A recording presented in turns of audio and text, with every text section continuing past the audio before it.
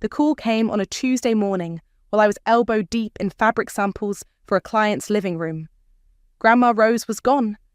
My name is Scarlett, and at 24 I thought I understood loss. I was wrong. Nothing prepares you for the moment when the only person who ever made you feel chosen disappears from your world forever. I drove the 3 hours to my hometown in a fog, my hands shaking on the steering wheel every time I passed a billboard or exit sign that brought me closer to that little yellow house on Maple Street. The house where I'd spent every summer, every holiday, every moment my mother deemed me too much to handle. She went peacefully, my mother Diane said when I walked into the funeral home.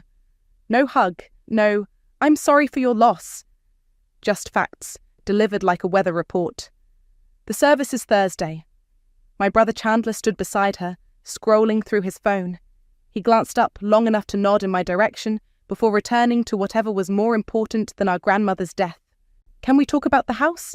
I asked after the service, after the casseroles had been delivered and the last mourner had left. We were standing in Grandma Rose's kitchen, surrounded by her ceramic roosters and the smell of her lavender dish soap. Diane was already packing dishes into boxes. What about it? I'd like to keep it. The words tumbled out faster than I'd planned. I know it needs work, but I have some savings, and I could... Scarlett? Diane's voice carried that tone I knew too well, the one that meant I was being unreasonable. This house is worth money, real money. We need to be practical. I am being practical. I'm offering to buy it from the estate. Chandler looked up from his phone. With what? Your waitressing tips? Heat flooded my cheeks. I have a degree in interior design. I'm starting my own business. Starting? Diane emphasized. Chandler has a family to think about. 2 kids, a mortgage, real responsibilities. I stared at the woman who gave birth to me, searching for any trace of the warmth Grandma Rose had always shown me. This house is the only place I've ever felt like I belonged. You'll find somewhere else to belong, Diane said, not even looking at me as she wrapped Grandma's favourite coffee mug in newspaper. You're young. You're adaptable. 3 weeks later, I was scrolling through Facebook during my lunch break when I saw it. Piper, my old neighbour, had tagged me in a post. Thought you'd want to see this, Scarlett. The photo showed a bright red for sale sign planted in Grandma Rose's front yard like a knife through my chest. I called Diane immediately. Oh, that, she said when I demanded an explanation. Russell handled everything. You know, Chandler's friend from high school. He's in real estate now. Got us a great price. You didn't even tell me. I didn't want to upset you unnecessarily. How much? My voice was barely a whisper. 150,000. Can you believe it? For that little old house? I could believe it. I'd researched comparable properties in the area. I'd run the numbers a dozen times, dreaming of the renovations I could do, the memories I could preserve. Where's the money going? To Chandler, of course. He needs it for the kids' college funds, and he's been wanting to get a boat for family trips. A boat. My grandmother's house, the place where she taught me to bake, where she let me paint my bedroom walls purple, where she told me I was special and smart and worthy of love, was being turned into a boat. What about me? I asked. Diane sighed like I was a child asking for candy at the grocery store. Scarlett, you're single. You don't have a family to provide for? You wouldn't understand the pressure Chandler is under. The line went quiet except for the sound of my heart breaking. Just be grateful you don't have kids to worry about, she continued. You have freedom. That's worth more than money. I hung up without saying goodbye. That night, I drove to Maple Street one last time. The house was dark, empty, already feeling like a stranger's property. I walked around to the backyard, to the old oak tree where Grandma Rose used to push me on the tire swing. There, carved into the bark, were the letters I'd etched with a kitchen knife when I was 8. SH plus GR, Che forever. I traced the fading letters with my finger and made a promise to the darkness. Someday, I'll be back for you. I waited 2 days before confronting them. 2 days of staring at that Facebook photo, of calling in sick to work, of rehearsing what I'd say when I finally grew the spine to demand answers. I found them at Chandler's house on Saturday morning. Diane's car was in the driveway, next to a gleaming white boat trailer. The boat sat there like a monument to my stupidity. Fiberglass and chrome, where my childhood should have been. Chandler opened the door, wearing a fishing vest, grinning like he'd won the lottery. Which, I guess, he had. "Scarlett, come see the new baby." He gestured toward the boat with the enthusiasm of a kid showing off a new toy. 22 feet of pure freedom. The kids are going to love it. "We need to talk." My voice came out steadier than I felt. "About what?" Diane appeared behind him, coffee mug in hand. She looked genuinely confused, like she couldn't imagine what I might be upset about. About the house, about the money, about the fact that nobody thought to include me in any decisions. Chandler's smile faded. "Include you in what? It wasn't your house. It was Grandma's house. And I asked—" "You asked for something that wasn't realistic," Diane interrupted. "We had to think about what was best for the family." "I am family." "Of course you are, honey. But you're not responsible for anyone else. Chandler has 2 children depending on him." I looked at my brother. Really looked at him. At 34, he still had that same entitled smirk he'd worn as a teenager when he'd borrowed my car without asking, when he'd used my college fund money for his wedding, when he'd moved back in with Mum after his divorce and never moved out. "Where are the kids now?" I asked. "With their mother. It's her weekend." "So you bought a boat for family trips, but the kids live with your ex-wife?" Chandler's jaw tightened. "That's temporary. Calvin's just being difficult about the custody arrangement." "Maybe because you haven't paid child support in 3 months," Diane said under her breath. "Mum!" "What?" "It's true. That's why you needed the money so badly." I stared at them both. "So, Grandma's house paid for your boat and your back child support?" "It paid for Chandler's future," Diane snapped. "Something you clearly don't understand because you've never had to put anyone else first. I put Grandma first. Every summer, every holiday. When you were too busy with Chandler's baseball games to visit her, I was there. That was your choice? It was the only choice I had if I wanted to spend time with family who actually wanted me around." The words hung in the air like smoke. Diane's face went white, then red. "How dare you? I have always supported you." "When? When you forgot my graduation? When you didn't come to my college orientation because Chandler had a hangover and needed you to drive him to work? When you gave away the one thing I asked for without even telling me?" "You're being dramatic," Chandler said. "It's just a house." "It wasn't just a house to me." "Well, maybe that's the problem," Diane said. "You put too much meaning into things. People, places. You always have." I felt something crack inside my chest. Not break, crack. Like ice before it shatters completely. "You're right," I said quietly. "I do put too much meaning into things. Like thinking my family might consider my feelings before making decisions that affect me. Scarlett, I'm moving." The words surprised even me. I hadn't planned to say them, but suddenly they felt like the only truth in the room. "Moving where?" Diane asked. "Away from here. Away from this." I gestured between the 3 of us. "I'm done pretending this works." "You're overreacting," Chandler said. "It's not like we can give you the money now. It's spent." I looked at the boat again, then back at my brother. "I'm not asking for money." "Then what do you want?" I wanted to scream. I wanted to grab that coffee mug from my mother's hands and throw it against the wall. I wanted to key his precious boat and slash the tires on the trailer. Instead, I walked away. "Scarlett, don't be like this," Diane called after me. "You're family. We love you." I stopped at my car door and turned back. They were standing there, mother and son, looking annoyed rather than sorry, looking like I was the problem they needed to solve. "No," I said. "You love the idea of me, the convenient version who doesn't ask for anything and doesn't expect to be treated like she matters." I got in my car and drove away, leaving them standing in the driveway next to their shiny new boat. That night, I started researching cities where interior designers could make real money, places where nobody knew my name or my history, places where I could build something that belonged only to me. 7 years, 2 jobs, 1 plan. I moved to Austin with 3 suitcases and a burning need to prove everyone wrong. The first year was brutal, waiting tables at night, working as a design assistant during the day, sleeping on an air mattress in a studio apartment that smelled like the previous tenant's cat.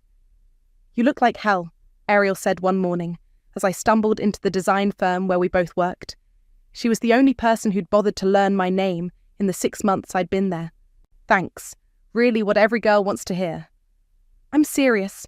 When's the last time you took a day off?" I couldn't remember. Days blurred together. Client meetings, fabric runs, restaurant shifts that ended at midnight, then up at 6 to do it all again. "I'm fine."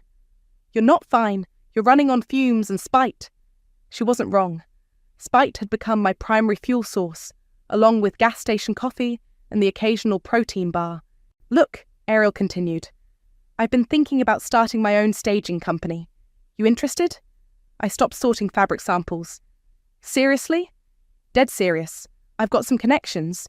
You've got the eye, and we both have the hunger. What do you say?" 3 months later, we were sitting in our first real office, a converted warehouse space that cost more than my childhood home's mortgage, but felt like freedom. "Howard and Associates Design." Ariel read from the business cards that had just arrived. "Has a nice ring to it. Associates makes it sound bigger than it is. Fake it till you make it, baby." Our first big break came 18 months later. Marcus Webb, the actor from that vampire TV show, needed his Hollywood Hills mansion staged for sale. "The listing agent specifically asked for you," Ariel said, waving the contract. "Apparently someone recommended your work. The house was a nightmare, all black leather and chrome, like a nightclub had exploded in a residential space. But underneath the terrible choices, I could see the bones of something beautiful." "This is going to take everything we have," I told Ariel as we walked through the echoing rooms. "Good thing we have everything to give." We worked 16-hour days for 3 weeks. I maxed out 2 credit cards on furniture rentals and accessories. The night before the photo shoot, we were still hanging artwork at 2 a.m. "Think it'll work?" Ariel asked, collapsing onto the stage sofa in the living room. I looked around at what we'd created. Warm, inviting spaces that felt like home instead of a bachelor pad fever dream. "It has to." The house sold in 4 days for $2 million over asking. "Holy shit," Ariel said, staring at the check the listing agent had just handed us. "Holy actual shit." "Language," I said, but I was grinning too. That success led to others. Word spread in the tight-knit world of high-end real estate. Within 2 years, we had a waiting list of clients and a team of 12 employees. But through it all, I never forgot about Maple Street. I set up Google alerts for the address, checked property records obsessively, even drove by during my rare visits home. The house looked sadder each time. Peeling paint, overgrown yard, windows that seemed to stare at me accusingly. "You're torturing yourself," Piper said during one of our occasional phone calls. She still lived in our hometown, working as a teacher, and she'd had a crush on me in high school that everyone knew about except me. "I just want to know it's okay." "It's not okay. It's been empty for 3 years. The people who bought it were investors who never moved in. Now it just sits there, rotting. Chandler's boat's still running. Last I heard, he sold it to pay for his lawyer. Messy divorce, apparently. Calvin took him for everything." I felt a flicker of satisfaction at that news, followed immediately by guilt for feeling satisfied. "What about you?" Piper asked. "Still conquering the design world?" "Something like that.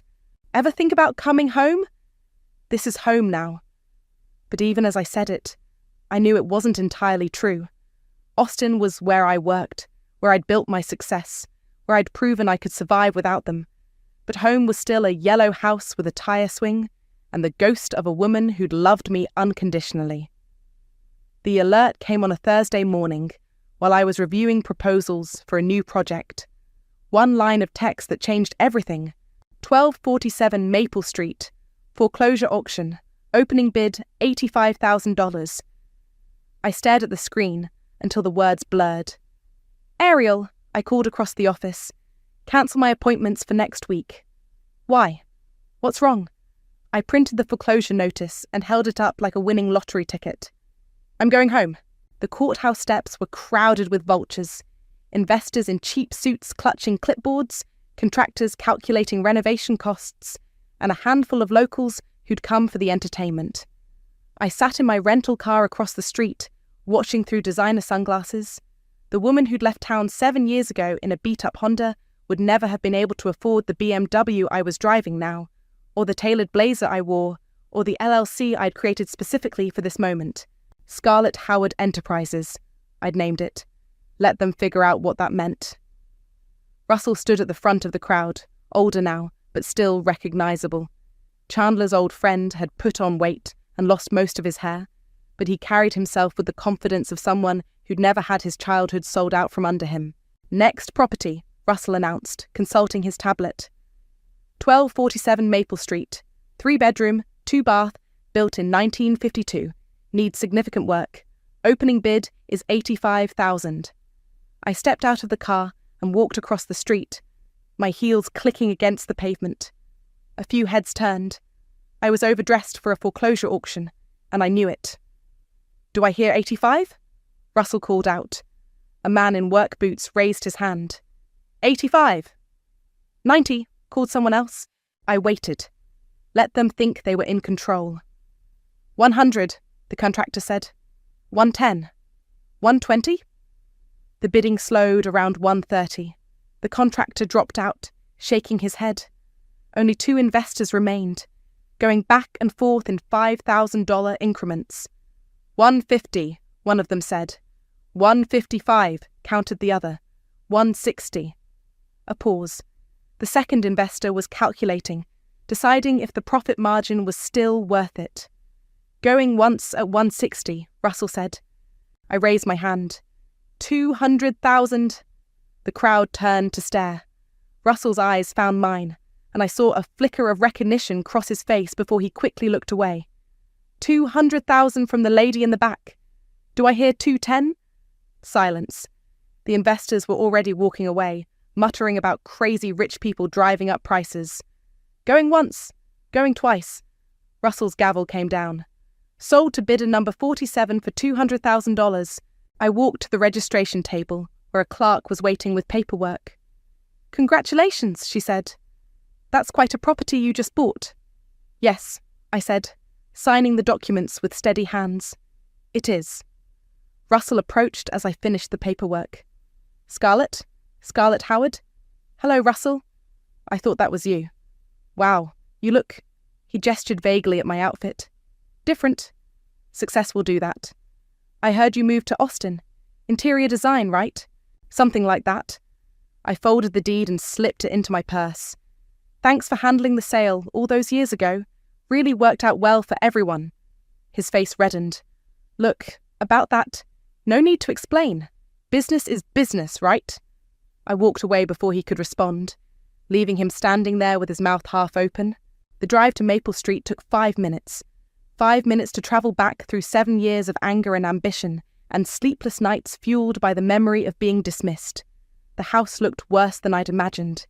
The yellow paint had faded to a sickly beige, shutters hung crooked, and the front porch sagged like a broken smile. Weeds had claimed the flower beds where Grandma Rose used to grow her prize-winning roses. I sat in the car for a long moment, staring at the wreckage of my childhood sanctuary.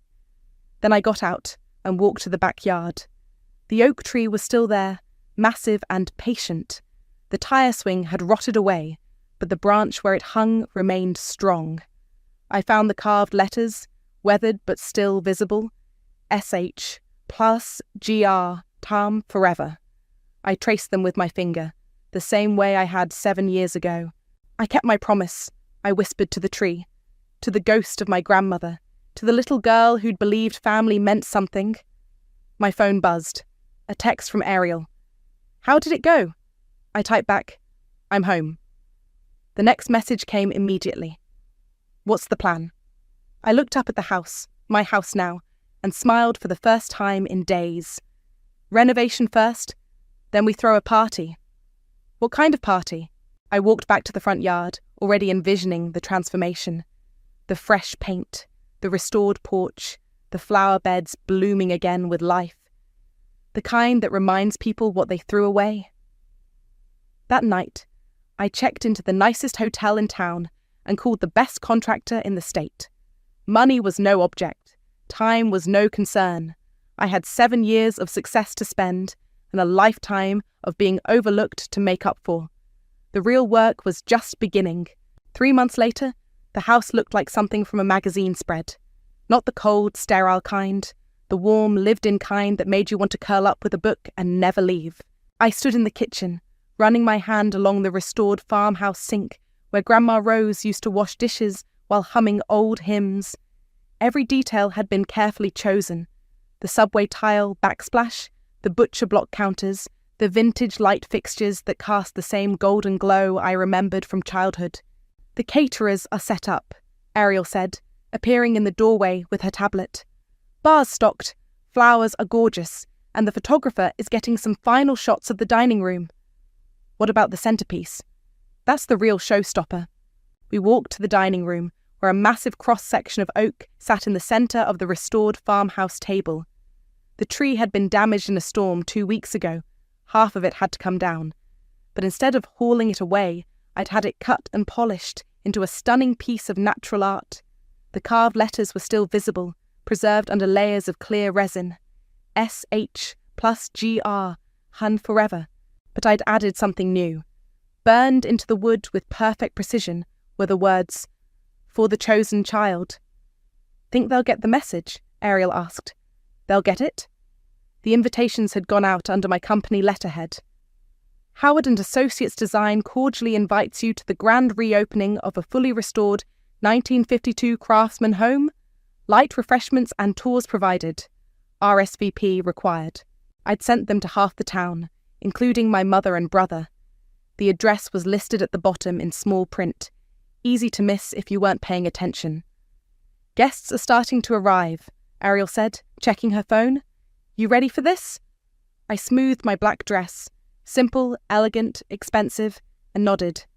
"Let's do this." The first hour was perfect. Neighbours I remembered from childhood wandered through the rooms, marvelling at the transformation. Mrs. Patterson from next door kept touching the restored crown moulding and shaking her head in amazement. "Your grandmother would be so proud," she said, squeezing my hand. "She always said this house had good bones." She was right about a lot of things. I positioned myself near the front window, where I could watch the street. At exactly 7:30, Diane's car pulled up to the curb. "Showtime," I murmured to Ariel. My mother and brother walked up the front path, both dressed like they were attending a business function. Diane wore her best church dress, and Chandler had actually put on a tie. They looked confused, checking the address against their phones. I slipped into the kitchen and watched them through the security monitor I'd had installed. They entered through the front door, accepting champagne flutes from the catering staff. "This is beautiful," I heard Diane say to another guest. "Do you know who owns it now?"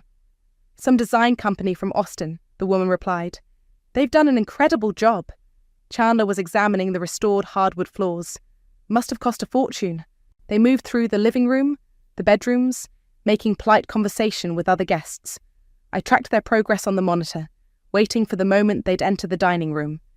It happened at 8:15. Diane walked in first, drawn by the sound of laughter from a group admiring the built-in china cabinet I'd had restored. She was nodding along with their conversation. When her eyes fell on the centerpiece, I watched her face change. Confusion first, then recognition, then something that looked like fear. "Chandler," she called, her voice tight. "Come here." My brother ambled over, champagne flute in hand, still smiling at something someone had said. He followed Diane's gaze to the table. The smile died on his face. "This can't be," Diane whispered. Other guests were starting to notice their reaction. The room grew quieter. Chandler leaned closer to read the burned inscription. "For the chosen child. What the hell does that mean?" "It means," I said, stepping into the doorway, "welcome home." The room went completely silent. Every head turned toward me, but I only had eyes for my mother and brother. Diane's champagne flute slipped from her fingers, shattering against the hardwood floor I'd spent a fortune restoring. "Scarlett?" Her voice was barely a whisper. "Hello, Mom. Chandler." I walked into the room like I owned it, which, of course, I did. Thank you both for coming. I wasn't sure you'd remember the address. What is this? Chandler demanded. What are you doing here? I live here now. I gestured around the room. Well, technically, I own here. I bought it at foreclosure auction 3 months ago. That's impossible, Diane said. You don't have that kind of money. I smiled. Turns out I do. The other guests were pretending not to listen while hanging on every word. Small-town drama was better than cable TV. You bought Grandma's house? Chandler's face was turning red. Why? Because, I said, running my hand along the oak centerpiece. It was the only thing I ever asked for. The other guests had slowly filtered out, sensing the family drama brewing. Now it was just the 3 of us in the dining room, with Ariel hovering in the kitchen doorway like a protective guard dog. You can't just buy a house out of spite, Chandler said, pacing around the oak centerpiece like it was evidence in a crime scene. I didn't buy it out of spite. I bought it because it was for sale. I picked up a piece of the broken champagne flute and set it on the side table. Again. What's that supposed to mean? Diane asked. It means this house has been sold twice now. First time the money went to buy your son a boat. This time, I paid cash. Chandler stopped pacing. How much? $200,000 at auction, another $300,000 in renovations. I watched his face do the math. $500,000 total, if you're keeping track. That's impossible, Diane repeated. You're a waitress. Was a waitress? Now I own a design firm that stages million-dollar homes for celebrities. I pulled out my phone and showed them a photo from our latest project, a tech billionaire's Malibu mansion. This sold for $12 million last month. We got a 6-figure commission. Chandler's face went pale. You're lying. Google me. He actually did it, right there in front of everyone. I watched his expression change as he scrolled through articles about my company, photos from design magazines, client testimonials. Holy shit, he whispered. Language, Diane said automatically, but she was staring at me like she'd never seen me before. There's more, I said. I'm not keeping this as a personal residence. What do you mean? Diane asked. I'm turning it into a transitional housing centre for women who've been left financially devastated by divorce or abandonment. I smiled at Chandler. Women like your ex-wife. Calvin? His voice cracked on her name. She applied last week. Turns out being 3 months behind on child support while your ex-husband buys toys puts you in a tough spot financially. You contacted Calvin? She contacted me, saw the news story about the renovation, and recognized the address. Small world. Diane sank into one of the dining chairs I'd carefully selected to match Grandma Rose's old set. This is insane. You're doing this to hurt us. I'm doing this to help women who've been discarded by their families. I looked directly at her. Women who've been told they don't matter because they don't have the right kind of responsibilities. That's not what I said. You're single. You don't have a family. You wouldn't understand. I quoted her words back perfectly. Ring any bells? Chandler was still staring at his phone. It says here your company is worth millions. Conservative estimate?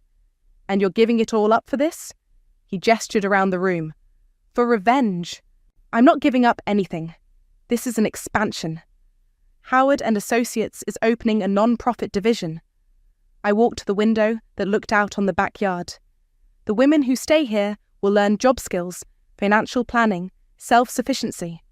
Everything I had to teach myself after my family wrote me off. We didn't write you off, Diane protested. You sold my inheritance to buy your son a boat. It wasn't your inheritance. It was your grandmother's house, and we made the decision that was best for the family. Which family? I turned back to face them. Because I'm family too, and nobody asked what was best for me. The front door opened, and Piper walked in carrying a bottle of wine and wearing a sundress that made her look exactly like she had in high school. Sorry I'm late, she said, then stopped when she saw the tension in the room.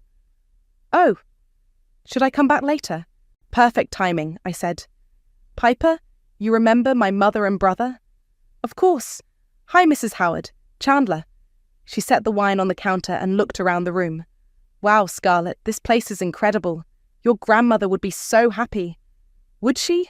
Diane asked bitterly. Would she be happy that her granddaughter bought her house just to spite her family? Piper's eyebrows shot up. Spite? This is the most beautiful thing anyone's ever done for this house, for this neighborhood. She looked at me with something that might have been admiration. You brought it back to life. She's turning it into a homeless shelter, Chandler said. Transitional housing, I corrected. And it's not for homeless women. It's for women whose families failed them. Like Calvin, Piper said quietly. I heard about the divorce, about the money problems. Chandler's jaw tightened. That's none of your business. It became my business when you mortgaged your house to cover your gambling debts and left your kid's mother scrambling to pay rent. The room went dead silent. How do you know about the mortgage? Diane asked. I smiled. Small town. People talk. Chandler's face went from pale to red to something approaching purple. You've been spying on me. I've been living my life. You've been making yours everyone else's problem. I poured myself a glass of wine from Piper's bottle. Calvin told me some interesting things when she applied for housing. Like what? Diane asked, though she looked like she didn't want to know. Like how Chandler convinced you I was having mental health issues, how he said I was unstable and obsessed with the past, and that giving me the house would be enabling my delusions. The silence that followed was deafening. Is that true? Piper asked, looking between Chandler and Diane. Diane's hands were shaking. He was concerned about you. We both were. Concerned about what, exactly? You were so attached to that house. It wasn't healthy.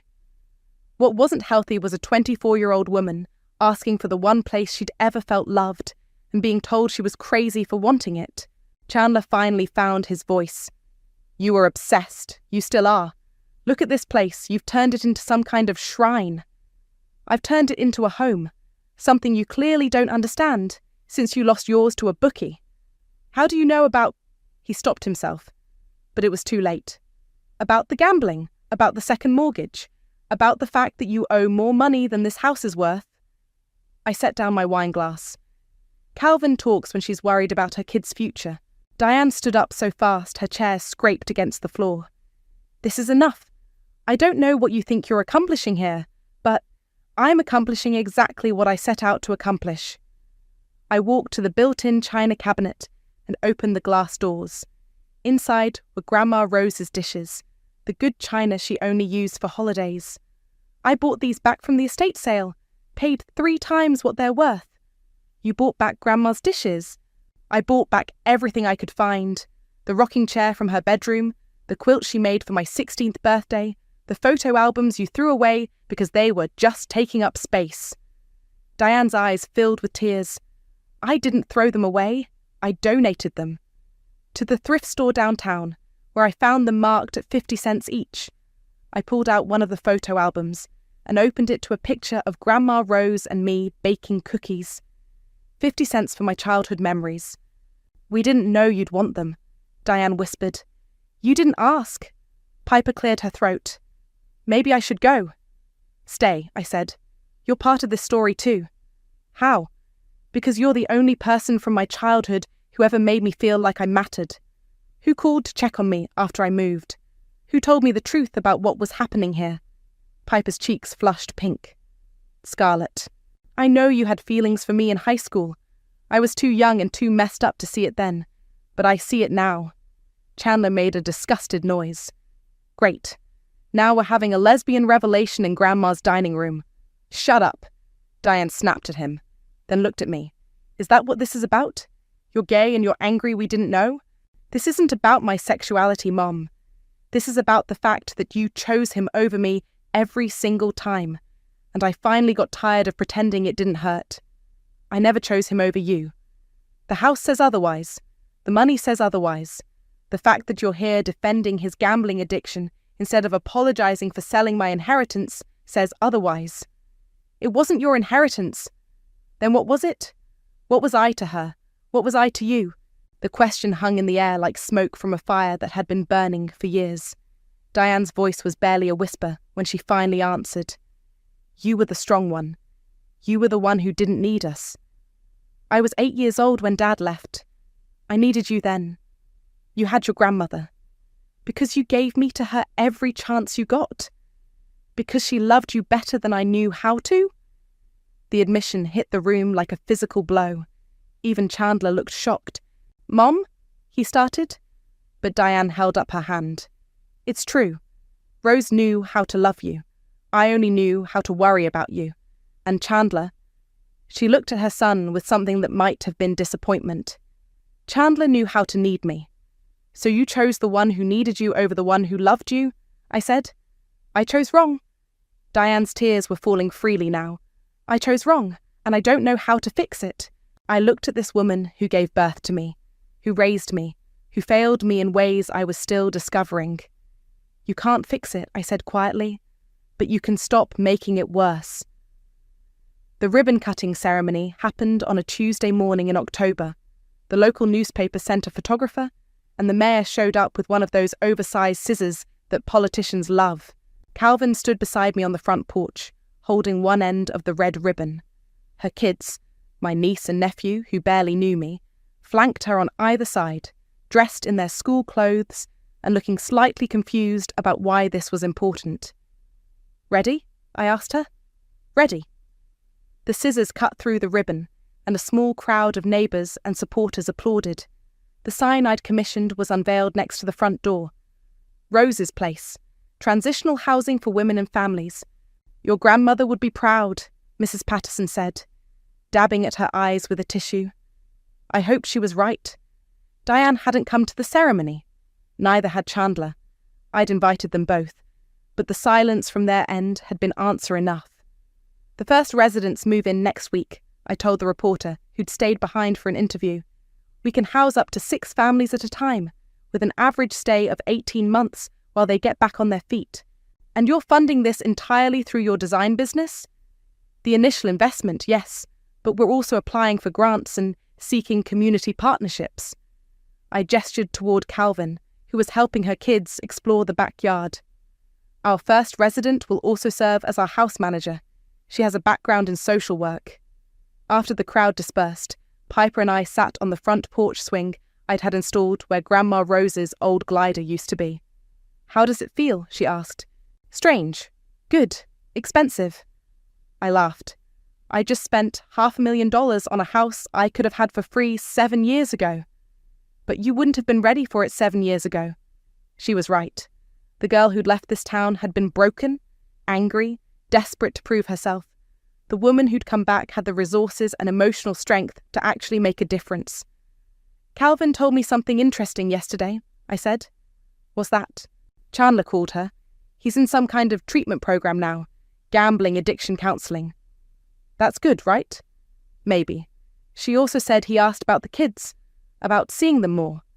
And she said she'd think about it, if he stays clean and gets his finances sorted out."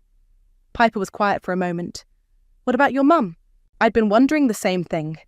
Diane had called twice since the party, but I'd let both calls go to voicemail. Her messages were rambling, apologetic, full of words like misunderstanding and, "If only you'd told me." "I don't know yet." "You don't have to decide today." "I know." A car pulled up to the curb, a beat-up Honda that looked a lot like the one I'd driven when I left town. A woman got out, followed by 2 young children. She looked nervous, clutching a folder of paperwork against her chest. "That's Maria," I said, recognizing our second applicant. "She's moving in Thursday." We watched her walk up the front path, her kids trailing behind her with wide eyes. "Ms. Howard," she called out. "I'm sorry to bother you, but I wanted to thank you again.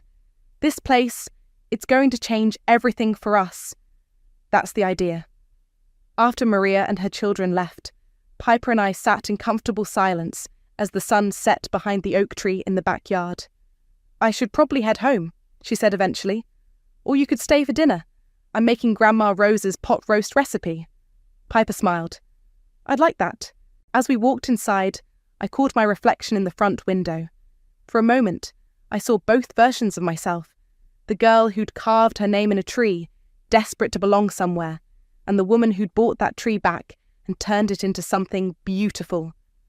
My phone buzzed with a text from Ariel. "Saw the news coverage. You look happy." I typed back, "I am." And for the first time in 7 years, I meant it completely. The house was full of light and laughter again. Not the way it had been with Grandma Rose. That was a different kind of love, a different time. This was something new, something I'd built with my own hands and my own heart. In the kitchen, I pulled out Grandma's old recipe box and found the card for pot roast, written in her careful handwriting. At the bottom, she'd added a note I'd never noticed before. Love isn't something you inherit. It's something you choose to give. I smiled and started gathering ingredients. Outside, the oak tree stood guard over the house, its branches strong enough to hold whatever came next.